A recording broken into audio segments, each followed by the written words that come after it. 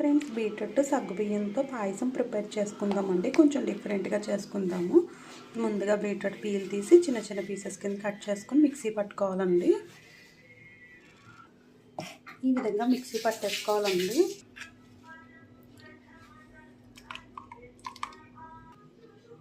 Beetroot జ్యూస్ని ఈ విధంగా వడకపోసి తీసుకోవాలండి. ముందుగా స్టవ్ వెలిగించి బాండి పెట్టుకుని సగ్గుబియ్యం వేసుకోవాలండి.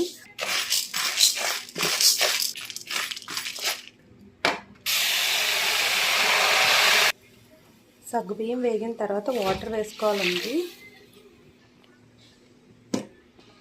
ఈ విధంగా ఉడుకుతున్నప్పుడు బీట్రూట్ జ్యూస్ని వేసుకోవాలండి. అంతా ఒకసారి మిక్స్ చేసేసుకుందాము.